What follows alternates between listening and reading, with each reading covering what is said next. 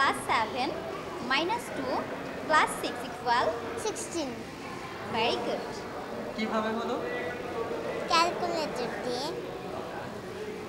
Okay. 85 minus 23 plus 66 28 very good. এই যে 5 মিনিটের মধ্যে 50টা সাম তৈরি করার যে একটা মনোভাব, এইটা যে তৈরি হয় তার জন্য ওরা অনেক অনেক প্র্যাকটিস করে অ্যাবাকাসটা।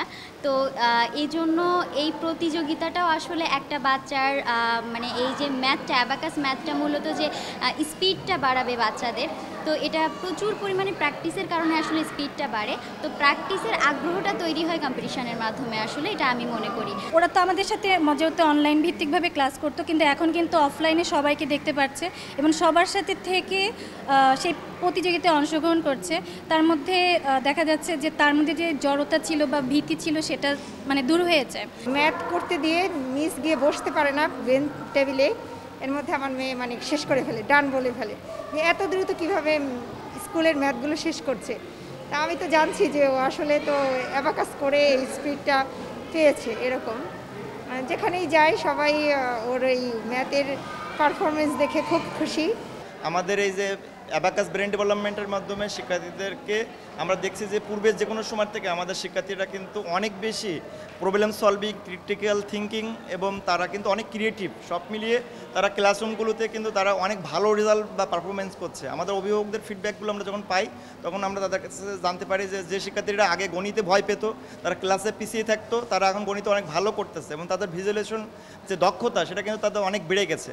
আপনারা অবাক হবেন যে বাংলাদেশ থেকে একটা স্টার্ট আপ যেটা একটা জেলা শহর থেকে শুরু করেছে, কিন্তু বর্তমানে আমরা বাংলাদেশের শিক্ষার্থীদেরকে তাদের শিক্ষার সুযোগ সুবিধা একদম প্রান্ত লেভেল পর্যন্ত দেওয়ার পাশাপাশি আমরা প্রায় 32টা দেশে আমরা কিন্তু আমাদের শিক্ষার্থীদেরকে আমরা প্রোগ্রামিং, ম্যাথ, তারপরে অ্যাবাকাস এই ধরনের যেগুলো যুবক উপযোগী আগামী দিনে প্রজন্ম তৈরি করতে, যোগ্য নাগরিক তৈরি করতে আমাদের এই প্রোগ্রামগুলো সহায়তা করছে।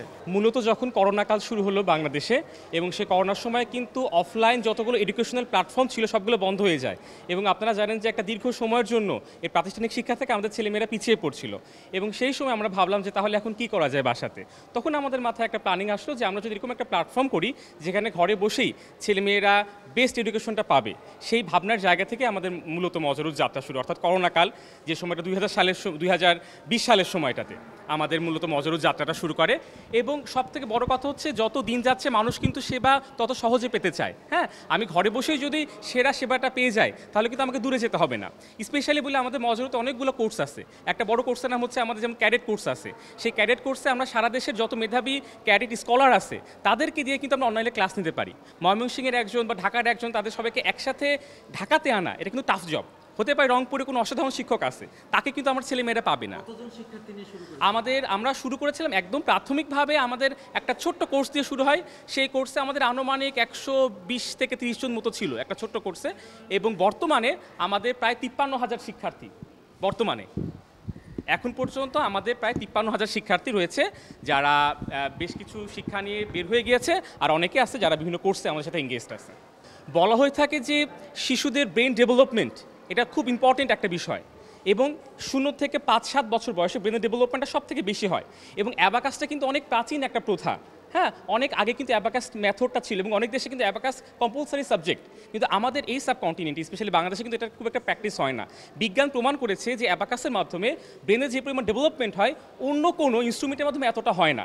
স্পেশালি যদি বলি যে ক্যালকুলেশন, এবং তারা কিন্তু পাওয়ার অফ ইমাজিনেশন বাড়বে, তার ক্রিয়েটিভিটি বাড়বে। এবং আপনারা জানেন যে যেই বিপ্লবের কথা বলছি, চতুর্থ বিপ্লব, এই বিপ্লবে কিন্তু ক্রিয়েটিভিটি, পাওয়ার অফ ইমাজিনেশন এগুলো খুব বেশি ইম্পর্টেন্ট। সো এটার জন্য আমরা মজরুতে অনেক কোর্স আছে, বাট আমরা যদি বলি সবথেকে বেশি আমরা জোর দিচ্ছি অ্যাবাকাসটাতে, কারণ আমরা চাই আমাদের নেক্সট জেনারেশন যেন অনেক বেশি ক্রিয়েটিভ হয়, অনেক বেশি ট্যালেন্টেড হয়।